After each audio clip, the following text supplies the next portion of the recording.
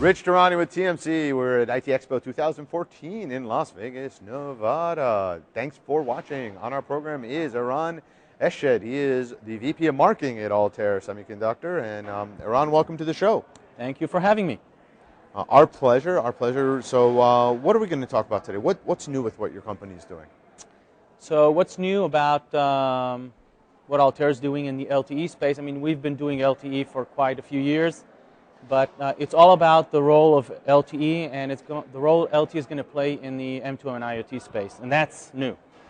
So a while back when I met with your company, I'm going to have to say it was 3 years ago, 4 years ago, you were the only company that I know that talked about LTE-only chipsets, and you were kind of ahead of the curve, right? I got that correct? Great memory, yes. So that was before LTE really even existed. It was before. I remember it was a good year maybe before LTE was something we even talked about. And now it seems like everything's LTE, so you were ahead of the curve, and now your vision is, so we should take you seriously what you say because you were so correct. I'd like you to. So we are. So now the question becomes, why is LTE the right way to go for M2M? Okay, so just like folks reacted when we said we're doing LTE only, and at that time people said, what is LTE only? Why do we need it? And today, I mean, we're shipping millions of chips into the market. We think we're doing the same kind of disruption today when we're talking about LTE in the context of M2M and IoT. Because LTE is not really what comes in mind when you talk about these low bit rate, low power, cheap connectivity solutions that you need for whatever sensor you need to connect to the cloud. So we're saying LTE is actually a technology that you could very effectively, very economically use in these markets. So that's new. The question there is, all right, so this is the counter to what you're saying, the devil's advocate is, I am a carrier and I have this legacy network and I've already paid for it and it's up and running, and boy would I like to just fill it with all sorts of M2M and IoT devices, just load it up because I've already paid for it and I can use it and they're low bit rate and they're low power, and so then you've got to have a counter to that argument, right? Well, actually not really, because what's happening is that those networks that are fully loaded and fully amortized and pay for it, these are old 2G and 3G networks that are going away.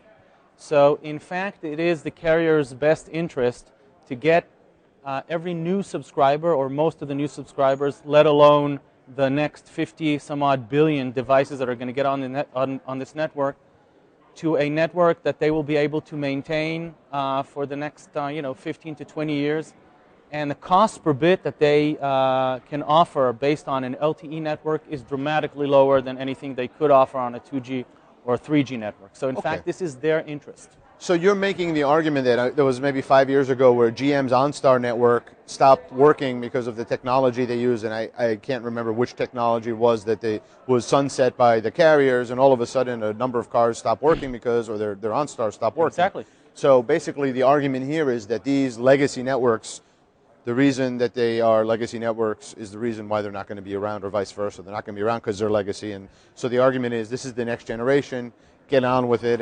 I mean, in fact, we are offering to these carriers a migration path to their future, basically migrating their existing 2G, 3G subscribers, some of which, by the way, when they sign up require a 10, 15-year contract service guarantee. We're offering that upgrade path. But what's really unique about this, I mean, we haven't invented LTE, right? It's a standard base, it's reality. But the repositioning of LTE from an expensive, power-hungry broadband technology to a very power-efficient, low-cost M2M and IoT optimized technology, this is a concept that is not straightforward in the market today. And this is what we're doing. Very exciting. So what else should people out there watching know about your company? Well, again, I think it's all about disruption, okay? And it's all about doing things different than what the established companies do. And if you look at the kinds of guys we compete with in the market today, the big and established companies like Qualcomm's and Intel's, if it were up to them, I don't think you would have seen the same level of innovation and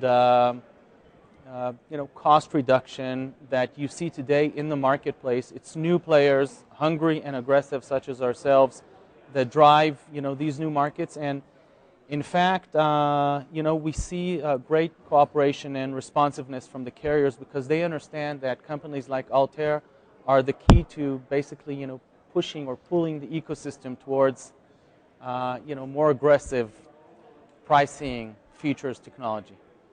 Excellent. Thanks so much for being on the program. This was great. Thank you for having me.